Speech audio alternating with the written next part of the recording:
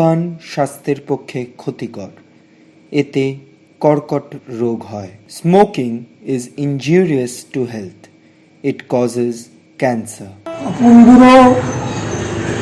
প্রধানত ছিলেন শিল্পী, তার সঙ্গে সাহিত্যিক। তার বিএ পাস করার পর তিনি সরকারি কলেজে ভর্তি হয়ে আসার যে কলেজ, সেখানে ভর্তি হন। পরে কার্টুনিস্ট হিসেবে তার খুব সুনাম। সেই সঙ্গে সঙ্গে তিনি সাহিত্য বিষয়েও নানা রকম লেখালেখি শুরু করেন। বিশেষত ছোটদের নিয়েই, ছোটদের সাহিত্য নিয়েই তার লেখালেখি। তার বিখ্যাত বই বেপরোয়া খুব সুনাম অর্জন করে। এছাড়া আরও অনেক বই তিনি শিশুদের জন্য, কিশোরদের জন্য রচনা করেছিলেন। এবং আরেকটা পরিচয়, তিনি সিনেমা পরিচালক ছিলেন। সিনেমাও দুটো করেছিলেন, যদিও খুব কৃতকার্য হননি, এবং তিনি সিনেমা পরিচালনা করেছিলেন, গান রচনা করেছেন। এছাড়া তার সাহিত্য কীর্তির মধ্যে রয়েছে ছড়া, নাটিকা, নাটক ইত্যাদি তিনি অবিরাম রচনা করে গেছেন। এবং তার স্বাভাবিক সহজাত প্রতিভা ছিল, যে কেউ এসে সবগুলো শুভেচ্ছা চাইলে সঙ্গে সঙ্গে কবিতা তিনি সঙ্গে সঙ্গে শুভেচ্ছা প্রদান করতে কোনোরকম দেরি হতো। এমনকি বিভিন্ন শিশু কিশোরদের দাবি যায়, তাদের নামকরণ পর্যন্ত তিনি করতেন। ব্যক্তিগত জীবনে উনি ছিলেন খুব স্নেহশীল, হাস্যোজ্জ্বল এবং সঙ্গে সঙ্গে ভোজন রসিক। বেশি খেতে পারতেন, কিন্তু খেতে খুব ভালোবাসতেন। পায়েসটা তার উপাদেয় খাদ্য ছিল, পছন্দের মধ্যে একটি। এখানেই যেতেন, বলতে আমার জন্য খুব পায়েস। কিন্তু এই স্নেহশীল এবং সহৃদয় মানুষ হলো, তার ভেতরে একটা ধীরেচেতা মন ছিল, যেটা তিনি সঠিক মনে করতেন। সেটি সম্পূর্ণ করতে কখনো কার্পণ্য করতেন না। সেই ব্যক্তিগত জীবনেই হোক এবং স্বপ্নেছি আসল জগতেই। স্বপ্নেছি আসল যখন পরিচালক হিসেবে উনি ছিলেন, তখন ওনার যেটা মনে হয়েছে এটা ঠিক করা উচিত, সেটা তিনি করতেনই। এবং অন্যান্য সহকর্মীদের মতামত নিলেও নিজের মতটাকেই তিনি প্রতিষ্ঠিত করতেন। কিন্তু সকলের সাথে তার একটা সৌহার্দ্য ছিল। ব্যক্তিগতভাবে আমার সঙ্গে অত্যন্ত স্নেহশীল ছিলেন তিনি, এবং আমার সমস্ত কর্মে তিনি আমাকে সমর্থন করেন। কখনো কার্পণ্য করতেন না। সেই ব্যক্তিগত জীবনেই হোক এবং স্বপ্নেছি আসল জগতেই।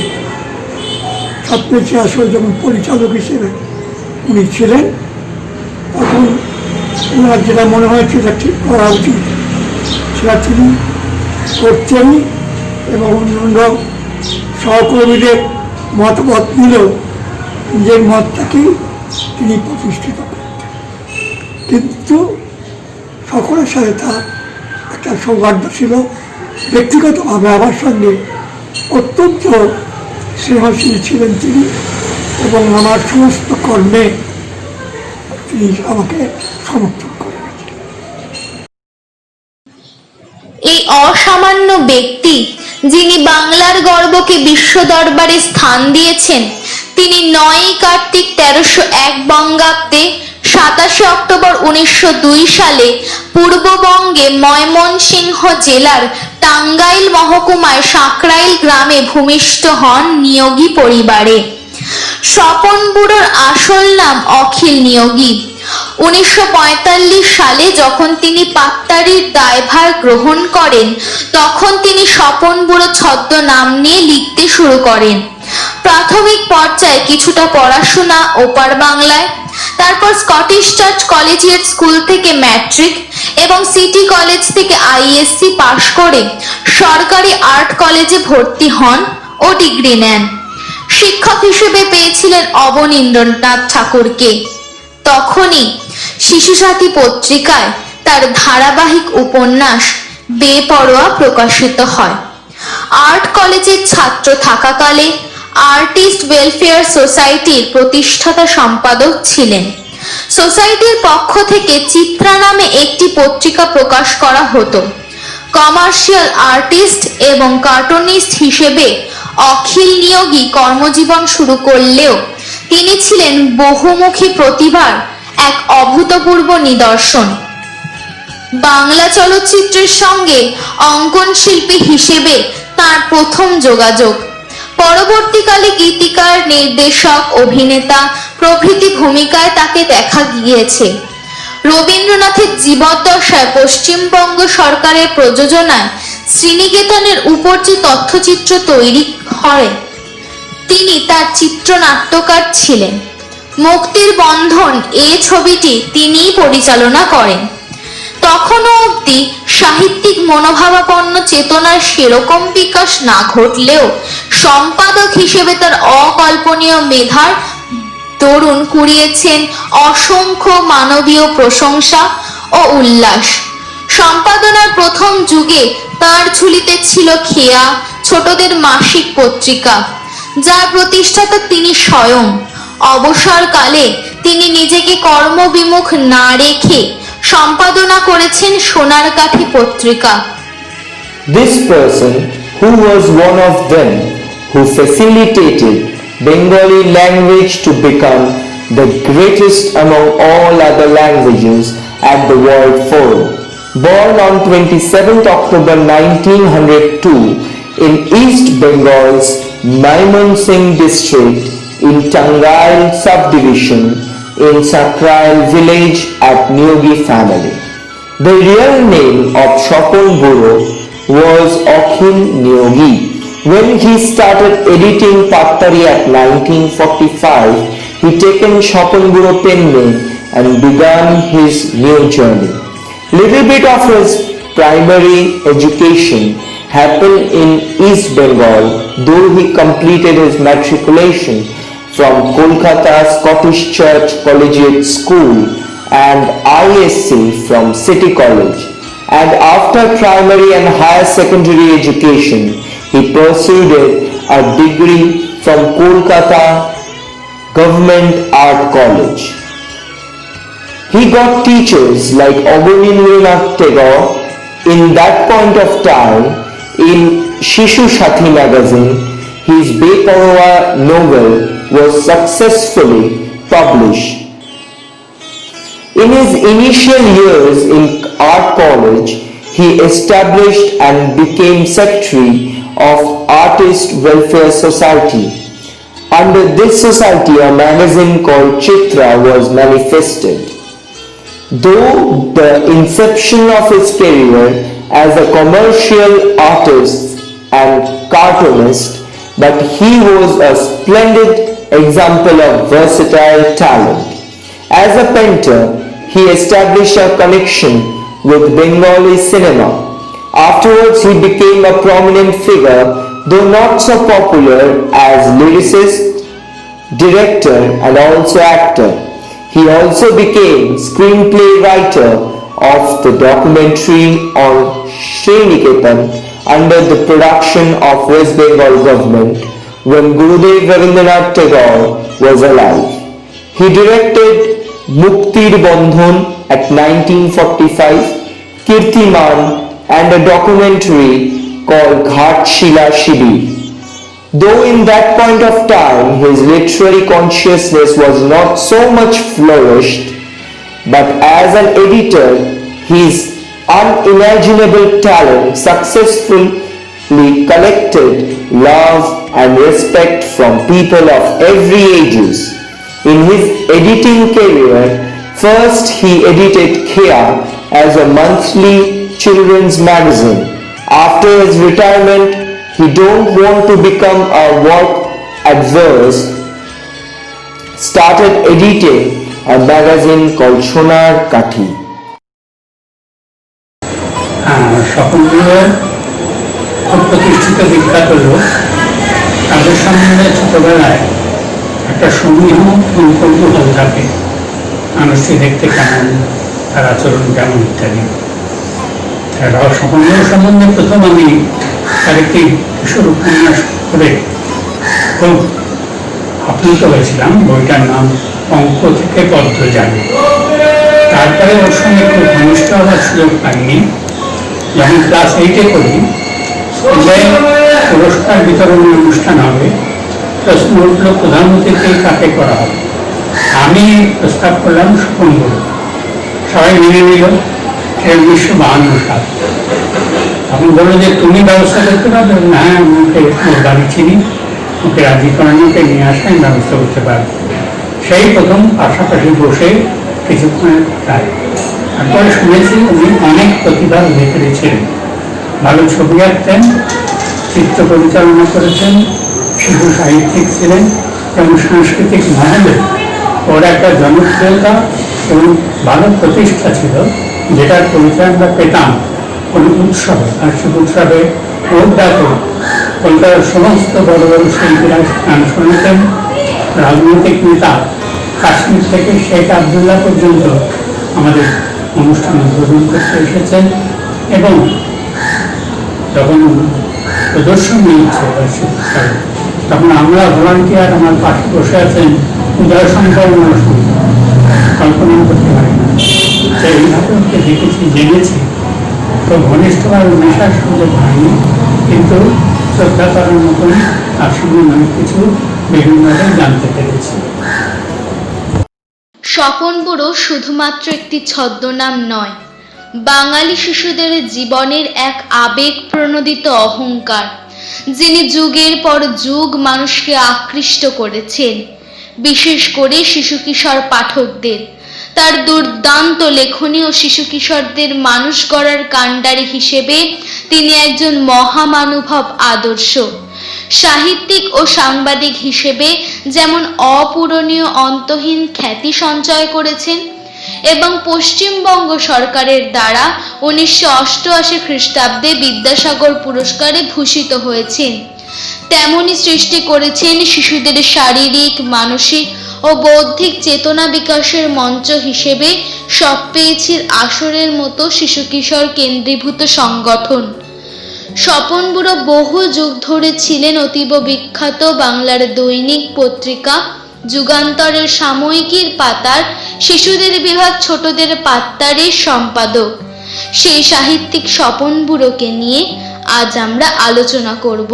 Swapun Guru is not just a pseudonym, but eras after eras in teached and charmed ages from senior and veteran to the ages like children and juvenile.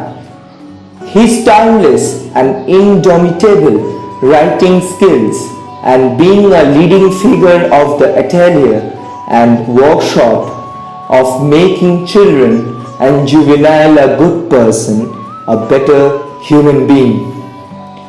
Being a literator and a journalist, he achieved irreplaceable and endless fame and reputation, and for that very reason he got Vidyasagar Award on 1988 by Government of West Bengal for his best performance in the field of literature, and also became the founder of the renowned organization All India Shoppechi Rashor, which works for the betterment of the children's physical, mental and intellectual consciousness. But today we will talk about the literator Swapun Guru, who was once and for a long time the editor of renowned Bengali daily newspaper Jugantar's weekly children's section Chotoder পাত্তারি। সাহিত্যিক স্বপন গুঁড়ো প্রস্তুতি প্রায় তথ্যচিত্রে তার সম্বন্ধে কিছু বলার জন্য আমি আমন্ত্রিত। এর জন্য উদ্যোক্তাদের জানাই আনন্দ অভিবাদন। বলতে কি, সাহিত্যিক স্বপন গুঁড়োর সঙ্গে পরিচয় আমার 1957 সালে খিদিরপুর মিলন সংঘ আসরে কেন্দ্রীয় সাহিত্য সভায়। আমি প্রতিযোগী, তিনি প্রধান অতিথি। তা সত্ত্বেও তাকে আপ্যায়নে ভার ছিল আমার উপর, কারণ আসর সংলগ্ন আমার বাড়ি। তিনি আমার লেখাপড়া, সাহিত্য চর্চা করি কিনা এসব নিয়ে সবিশেষ কৌতূহল প্রদর্শন করেছিলেন। 1962 সালে এক কালবৈশাখী সন্ধ্যায় বেলঘড়িয়ার একটি নতুন শাখা আসর তৈরির জন্যে আবেদনপত্রে আনতে গিয়ে তার আবার মুখোমুখি হই বাগবাজারের বাড়িতে। তিনি কাছে ডেকে নেন আমাকে, প্রকৃত আসর গড়ার উৎসাহ দেন। আসরের নামকরণ করেন পুবালি। 4 লাইনের আশীর্বাণীও আমার হাতে তুলে দেন। সেই শুরু। তারপর থেকেই স্বপন গুঁড়োর নিঘুর স্নেহের বাঁধনে আমি আটকে পড়ি, তার আমৃত্যু পর্যন্ত। স্বপন গুঁড়োকে আমি দেখেছি নানা রূপে। তার আসল নাম যে অখিল নিয়োগী তা তিনি ভুলেই গিয়েছিলেন, কারণ তিনি আমৃত্যু সকলের কাছে, বিশেষ করে ছোটদের কাছে তাদের মণিকোঠায় স্বপন গুঁড়ো হিসাবে পরিচিত ছিলেন। অথচ এই নামে তিনি প্রথম জীবনে এককালে নামী অঙ্কন শিল্পীও ছিলেন। তার প্রিয় বিষয় ছিল কমার্শিয়াল আর্ট। বিভিন্ন লেখকের বইতে তিনি প্রচ্ছদ, ছবি, ব্যঙ্গচিত্র, এমনকি চলচ্চিত্রের প্রচার ছবি এঁকে দিতেন। পার্সেস সার্কাস ময়দানে কংগ্রেস অধিবেশনে প্রদর্শনী সাজানোর দায়িত্বও ছিলেন। স্বপন গুঁড়ো যেমন সুসাহিত্যিক ছিলেন, বড়দের জন্য অনেক লিখেছেন, খেয়া নামে একটি পত্রিকার সম্পাদনাও করতেন। সাহিত্যিক স্বপন গুঁড়োর সিনেমা জগতেও বেশ সুপ্রতিষ্ঠিত ছিলেন। তার লেখা, গান, কাহিনী, চিত্রনাট্য প্রভৃতি অনেক চলচ্চিত্রে চিত্রায়িত হয়েছে। তার জীবনের শেষ চলচ্চিত্র পরিচালনা মুক্তির বন্ধন, তখন তিনি সব পেয়েছি আসরের পরিচালক। সাহিত্যিক হিসাবে তিনি অখিল ভারতীয় সাহিত্য সম্মেলনে যোগ দিতেন প্রতি বছরে। সেখানে অনেকবার সভাপতি হিসাবে নির্বাচিত হয়েছিলেন। তার সাহিত্য সৃষ্টিকে সম্মান জানিয়ে বিদ্যাসাগর পুরস্কার তাকে দেওয়া হয়। সব পেয়েছে আসর প্রতিষ্ঠা করার পর তিনি আসর কর্মসূচিতে প্রথম যে দুটি জিনিসকে গুরুত্ব দিয়েছেন সেটা হলো সাহিত্য এবং সংস্কৃতি। তার মাঝে ছেলেমেয়েরা অনেক আকর্ষণ খুঁজে পেত। তখন তো মাঠে এখনকার মতো এত প্রশিক্ষক পাঠানো সম্ভব হতো না, কারণ দেশ বিদেশে আসরের সংখ্যা বেড়েই চলেছিল। সেখানে ঘরোয়া আবহে বেশিরভাগ জায়গায় প্রধান কর্মসূচি ছিল নানা মাধ্যমে সাহিত্য চর্চা আর গান বাজনা, নাটক করা। এর প্রধান পরিকল্পক ছিলেন স্বপন গুঁড়ো। 1965 সাল থেকে প্রতিটি মাসিক সাহিত্য সভায় আমি ছিলাম তার অন্যতম সাথী। অবাক চোখে দেখতাম বিচারক হিসেবে আসা বিশিষ্ট কবি, গল্পকার, সাহিত্যিকদের একঝাঁক লেখার 10-12টিকে মনোনীত করে লেখকদের নিজের মুখে পরিবেশন করতে হতো এই সভায়। পরিশেষে শ্রেষ্ঠ দিন লেখকের হাতে পুরস্কার তুলে দিয়ে লেখার গুণাগুণ বিশ্লেষণ করতেন। কি অনবদ্যতা, তা আজকের সোনারকারীরা কল্পনাও করতে পারবে না। আমি এবং আমরা খুব কাছ থেকে দেখে অনুপ্রাণিত হয়েছি। সেই ফসলে তার দুই শ্রেষ্ঠ উপন্যাস বেপরোয়া আর বাবুই বাসা বোর্ডিংয়ের নাট্যরূপ দিতে সাহস করেছে। তখন ছিল তার মস্তিষ্ক প্রসূত সাংস্কৃতিক প্রতিযোগিতা। অনেক নামি দামি শিল্পীর জন্ম হয়েছে যারা একসময় আসরের খেয়াল, রাগপ্রধান, রবীন্দ্র নজরুল সঙ্গীত প্রতিযোগিতাতে প্রতিযোগী ছিল। বিচারক হিসাবে থাকতেন খ্যাতনামা সঙ্গীত ব্যক্তিত্বরা। সব পেয়েছে আসরে বার্ষিক উৎসবে সাংস্কৃতিক আয়োজনের বৈচিত্র্যে তার মাথা থেকে এসেছিল। নাচ, গান, নাটকে অংশগ্রহণে 7 দিনের অনুষ্ঠানে শতাধিক আসর নানা কাটা ছেঁড়ার মাধ্যমে নির্বাচিত হয়ে যোগ দিত। এছাড়া অন্যতম ছিল 4টি বিষয়: বড়দের মুখে ছোটদের গান। তখনকার দিনে বিখ্যাত কণ্ঠশিল্পী হেমন্ত মুখোপাধ্যায়, সন্ধ্যা মুখোপাধ্যায় সহ অনেকে তাতে যোগ দিত। তাতে বোঝা যেত সঙ্গীত জগতে তার অবিচল আনাগোনা। মহাজাতি সদনে 1 তলা থেকে 3 তলা পর্যন্ত আলপনা দিয়ে সাজানো হতো। নানাবিধ হাতের কাজ, অঙ্কন, মডেল প্রদর্শনীতে অনুষ্ঠান স্থল শোভিত হতো। তার অঙ্কন সত্তা, শিল্পী মন এর মধ্যে থেকে পরিস্ফুটিত হতো।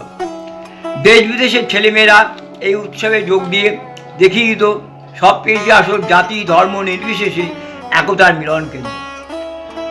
স্বপন বুড়ো যে আন্তরিক হিসাবে একজন সাহিত্যিক, তার প্রকাশ হতো সাহিত্যিকদের অভিনয় কর্মসূচিতে। আর এই অধমের উপর দায়িত্ব ছিল সেখানে সেরা সেরা সাহিত্যিকদের কাছে গিয়ে অনুষ্ঠানের দিনক্ষণ সহ মহড়ার উপস্থিতির সম্মতিপত্র নিয়ে আসা। গিরিশ পার্কের লাহাবাড়িতে চলত মহড়া। আমি কয়েক বছর প্রম্পটারের দায়িত্বভার পালন করার জন্য ধন্য। স্বপন বুড়োর বৈশিষ্ট্য ছিল 7 দিনের অনুষ্ঠানে কোনো স্বৈরতান্ত্রিক মনোভাব পোষণ না করা, যোগ্য কর্মীদের হাতে দায়িত্ব তুলিতেন তা পরিচালনার জন্য। সাংস্কৃতিক সচিব হিসাবে আমিও তা কয়েকবার পেয়েছি। একবার এই অনুষ্ঠানের শেষ দিনে আসরের কাজে স্বপন বুড়ো সিংহীবাগান পার্কের বাড়ির কাছে সেই অঞ্চলের কিছু উচ্ছৃঙ্খল ছেলের হাতে আমি আর তুষার লাঞ্ছিত হই। তখন দেখেছিলাম স্বপন বুড়ো সিংহের মতো প্রতাপ, তিনি ঢাল হয়ে দাঁড়িয়ে আমাদের রক্ষা করেছিলেন।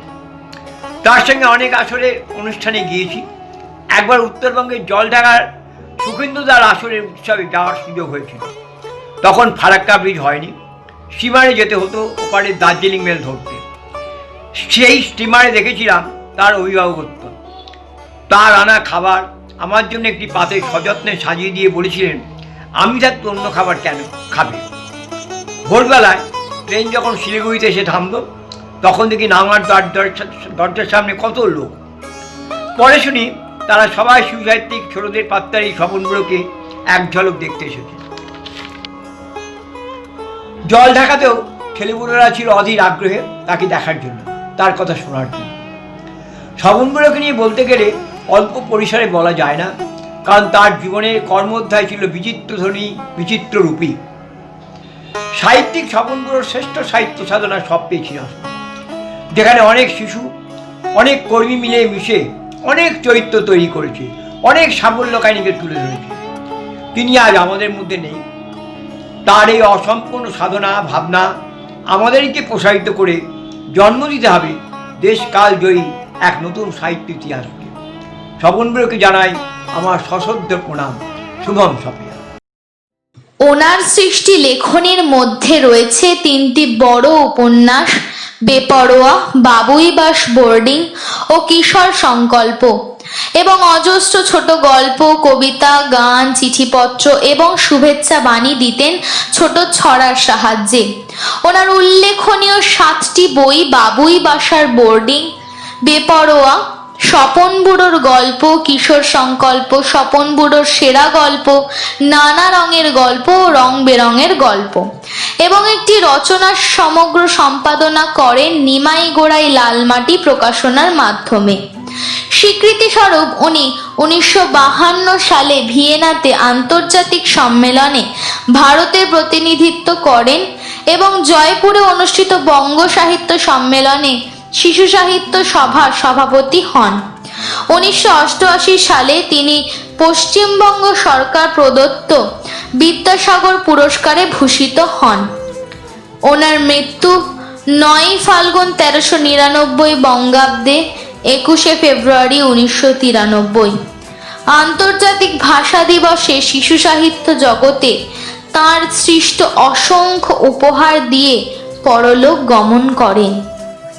His creation comprises of 3 novels, Beparwa, Babui Bashar Boding and Kishore Sankalpo respectively, and plenty of other creations like small stories basically for children and some of elders, many songs, poems and letters, and always given congratulations to others using little poems. His notable 7 books and 1 complete work of Swapon Buro, which was composed and edited by Nimai Gorai under the Lalmati publication.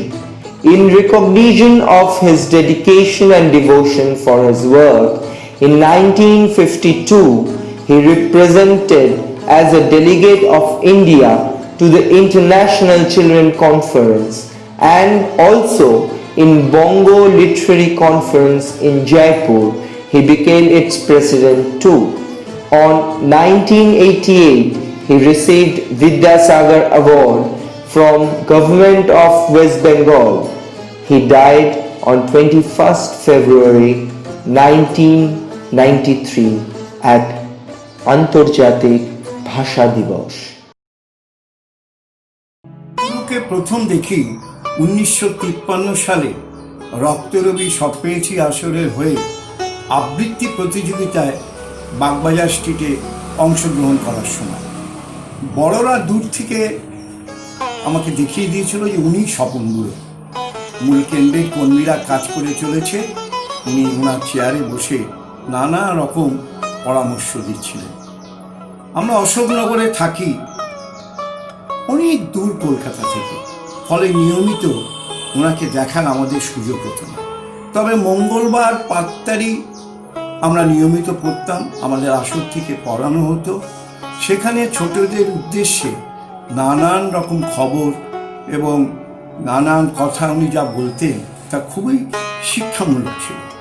পরবর্তীকালে বড় হয়ে কর্মী হলাম, কর্মী হয়ে তখন অনেকবার ওনার সান্নিধ্যে এসেছি। আমাদের রক্তরবি আসরে বাসন্তীদির বাড়িতে উনি প্রায় আসতেন এবং একবার আমার সৌভাগ্য হয়েছিল যে আমার বাড়িতে এনে ওনাকে ওনার নানান কথা শুনতে এবং পরিশেষে আমি ওনাকে মনে আছে পায়েস খাইয়েছিলাম, যাতে উনি খুব তৃপ্তি পেয়েছিলেন। খেতে উনি খুব ভালোবাসতেন, নানান পদ দিয়ে উনি খেতেন এবং খুব খুশি হতেন। ওনাকে আমরা মাইথন আসর করার সময় আমি ওনার কাছে গিয়েছিলাম এবং উনি আমাকে খুবই উৎসাহ দিয়েছিল। তার কারণ তখন বিহারে আসর হচ্ছে এই শুনে উনি একবার বলেও ছিলেন আমি যদি পারি একবার যাব তোমাদের ওখানে, কিন্তু শেষ পর্যন্ত আর গিয়ে উঠতে পারেননি। অনেক বার্ষিক শিক্ষা শিবিরে ওনাকে আমরা পেয়েছি। আমরা ওনার সাংগঠনিক ক্লাসে ওনার চিন্তা ভাবনা, কর্মীদের দায়িত্ব কর্তব্য নিয়ে অনেক কথা বলতেন এবং সেই সব শুনে আমি ব্যক্তিগতভাবে খুব উদ্বুদ্ধ হয়েছি। ব্যক্তিগতভাবে উনি খুব বড় সাহিত্যিক এবং শিল্পী ও সংগঠক ছিলেন। ওনার কিছুদিন আগে ওনার মৃত্যুর কিছুদিন আগে আমরা ওনার ফ্ল্যাটে গিয়েছিলাম। আমরা ওনার একটা ইন্টারভিউ নিলাম, অনেক প্রশ্ন করলাম, সমস্ত প্রশ্নের খুব সুন্দর উত্তর দিলেন, যা আমরা পরে এখনো নিয়মিত এসে আমরা সেই জিনিস শুনি। আমরা শেষ বয়সের যে ছবিটি মূল কেন্দ্রে রয়েছে তা ওই দিন আমরা ওনার ফ্ল্যাটে আমরা তুলেছিলাম। আমরা ওনার প্রয়াণে সংগঠনের খুবই ক্ষতি হয়েছিল, কিন্তু ওনার আদর্শে দীক্ষিত শিক্ষিত কর্মীর দল সংগঠনকে ধরে রেখেছিল বলেই আজও সব পেয়েছি আসর শিশুদের সেবার কাজে অগ্রণী ভূমিকা পালন করে চলেছে। ওনাকে স্মরণ করে আমি আমার শ্রদ্ধা ও প্রণাম জানাচ্ছি। শুভম স্বপ্ন। এই বছর স্বপন বুড়ো পা রাখতে চলেছে 118তম জন্মবার্ষিকীতে। তবুও তিনি এই জাগরুক বাংলার বুকে অন্ধকারেই থেকে গেলেন। তার ভাবাদর্শে দীক্ষিত সব পেয়েছির আসর ছাড়া ওনার প্রচার বড়ই স্বল্প। তাই এই তথ্যচিত্রটির মাধ্যমে ওনার চেতনাকে অসংখ্য মানুষের কাছে পৌঁছে দেওয়ার লক্ষ্য নিয়ে তৈরি করা, যাতে তিনি শিশু সাহিত্যিক হিসেবে যে খ্যাতির অধিকারী সেটা যেন তিনি পান। This year, we are going to celebrate Chopon Buro's 118th birth anniversary, but a wakeful Bengalis forgotten a person like him. His ideology somehow followed by Shop Pechirashor, but in a bigger platform, he is really blur and fuzzy. So the reason behind this documentary is to give him a larger acceptance in a gigantic social environment which he really deserves. Swapan বুড়ো যেমন কিংবদন্তির লোক, স্বপন বুড়োর সাথে আমারও ঘনিষ্ঠ সম্পর্ক বহুদিনের। ছোটবেলা থেকে সব পেয়েছি আসর করেছি, স্বপন বুড়োর কথা কল্পনা করেছি। পরবর্তীতে বাস্তবায়িত হলো ওনার সাথে সাক্ষাৎ নেবার। আমি ওনাকে প্রথম পাই পিলবিলিতে কেন্দ্রীয় কর্মী সম্মেলন, সম্ভবত সন 80-র দশক। সেখানটা স্বপন বড়কে পেলাম বুদ্ধদেব চক্রবর্তীকে। তখন থেকেই সপ্তাহে আসরের প্রতি আনন্দ, ঘনিষ্ঠতা আরো অনেক বেড়ে যায় আমার জীবনে। দ্বিতীয়বার স্বপন বড়কে পেলাম বার্নপুর বাৎসরিক শিবিরে। সেখানে স্বপন বুড়ো এমন সুন্দর ভাষণ দিয়েছিলেন যেটা শোনার মতো, দেখার মতো। সেবার আমি প্রথম কেন্দ্রীয় কর্মী হবার প্রথম সোপান সহায়ক প্রশিক্ষক হিসাবে ট্রেনিং নিয়েছি। সেখানে আজও মনে পড়ে স্বপন বুড়ো অনুষ্ঠানে বক্তব্য দিতে দিতে বলেছিল যে 2 বিশ্বকর্মাকে এক করে ফেলেছে। বার্নপুর স্টিল কোম্পানি এবং দুর্গাপুর স্টিল কোম্পানির 2 ম্যানেজিং ডিরেক্টর যখন এসেছিলেন, তাদেরকে নিয়ে খুব উৎসাহের সহিত বক্তব্য রেখেছিলেন। আজও কানে বাজে। পরবর্তীতে স্বপন বুড়োর সাথে এতটাই ঘনিষ্ঠতা ছিল আমার, যেটা আজ মনে হয় যেন কল্পনার জগতে ছিল। আমার একটি পত্রিকা আছে অনুরণন, যা 2 মাস বা 3 মাস পর পর প্রকাশিত হতো, সাহিত্য পত্রিকা। এবং সেই সাহিত্য পত্রিকায় নিয়মিত লিখতেন স্বপন বুড়ো। প্রত্যেকটা সংখ্যায় ওনার লেখা, ওনার সই না থাকলে মনে হতো যেন কাজটা ভুল হচ্ছে। আরো আশ্চর্যের বিষয়, উনি যখন পশ্চিমবঙ্গ সরকারের কাছ থেকে বিদ্যাসাগর পুরস্কার পেলেন, তার 2 দিন পরে ওনার মানিকতলার বাড়িতে আমি গেলাম। মানিকতলার বাড়িতে মাঝে মাঝে যাওয়া আমার অভ্যাস ছিল। ওনার সাথে বসে বসে গল্প করা, ওনার ডায়েরি থেকে কবিতা লেখা। একটা কবিতার কথা বলে আমি হয়তো 5-7টা কবিতা লিখে ফেলতাম পছন্দ মতন। তখন উনি বলতেন, কি ভাই এতগুলো?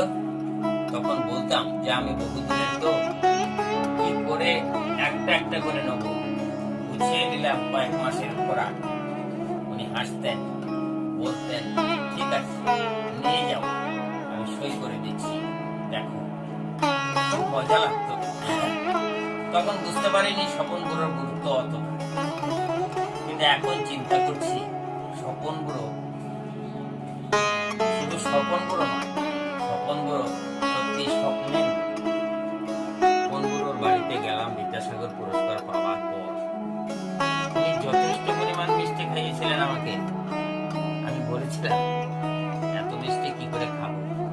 বলে, তুমি উত্তরবঙ্গের আমার ভাই, একটা একটা করে খাও না, খুব ভালো লাগবে কলকাতার মিষ্টি। আর আমি বসে বসে খাচ্ছিলাম, উনি আমার সাথে গল্প করছিলেন। এই জন্য এক মজার অনাবিল আনন্দ। তারপর দেখুন কি মজার ঘটনা। স্বপন বুড়োকে আমি জিজ্ঞেস করলাম, আপনাকে তো নিশ্চয়ই অনেকে শুভেচ্ছা জানিয়েছে, তার 2-1টা নমুনা আমাকে দেখাতে পারেন? উনি অনেকগুলো চিঠি এনে আমার সামনে ফেললেন, বললেন, দেখো কোনটা কোনটা তোমার পছন্দ হয় তুমি নিয়ে যাও। আমি বললাম, এগুলো আপনার সম্পত্তি, আমি নিয়ে যেতে পারি না। বললো, না না, নেও না, আমি এগুলো দিয়ে কি করব? তখন আমি সেখান থেকে 10 থেকে 15খানা চিঠি বেছে নিই এবং পরের দিন সেগুলোকে জেরক্স করে চিঠিগুলো আবার ফেরত দিয়ে দিলাম। উনি হাসলেন। চিঠিগুলো ফেরত দিলে যে, আমি বললাম, সাংবাদিক হিসেবে আমার যেটুকু নেবার আমি নিয়ে নিয়েছি, আপনার সম্পত্তি আপনার থাক। উনি হাসলেন, সত্যি তুমি সাংবাদিক। এরপর আমার পত্রিকায় ওনার শুভেচ্ছা বাণী ছাপতে শুরু করলাম। এক এক সংখ্যায় এক একটা চিঠি। সে কি রোমাঞ্চকর! একবার বনবীথি নামে একটা ইনস্টিটিউট কাকুরগাছির থেকে ওনাকে শুভেচ্ছা দিয়েছিলেন, আমি সেটা চেপেছিলাম। পরবর্তীতে সে একটা কোটি সে বনবিধি প্রতিষ্ঠানে পায়, সঙ্গে সঙ্গে সে আমাকে আবার একটা শুভেচ্ছা বাণী চিঠি দেয়। সেখানে লেখেন, উত্তরবঙ্গে থেকে আপনি এমন সুন্দর সম্পাদনা করেছেন, আমাদের চিঠি আপনার পত্রিকায় স্বপন গুরুকে দেওয়া এত সুন্দর প্রতিভাত হলো। আগে জানলে আমরা আরো সুন্দর করে লিখে পাঠাতাম আপনার পত্রিকায় ছাপার জন্য। তখন আমি বলেছিলাম, সাংবাদিকদের কাজই তো সংগ্রহ করা। আমি চেষ্টা করছি আপনাদের অমূল্য চিঠি যদি সংগ্রহ করে স্বপন গুরুর মানকে আরেকটু বাড়িয়ে দিতে পারি। যাই হোক, পুরো সত্যি স্বপ্নের বুড়ো আর আমার জীবন সার্থক। সব পেয়েছি আসর করা এবং স্বপন গুরুর সাথে যোগাযোগ রেখে অনেক কিছু সংগ্রহ করেছিলাম। আজ স্বপন গুরু নেই, ওনাকে স্মরণ করছি। সহস্র কোটি প্রণাম জানাই ওনার চরণে, এই বলে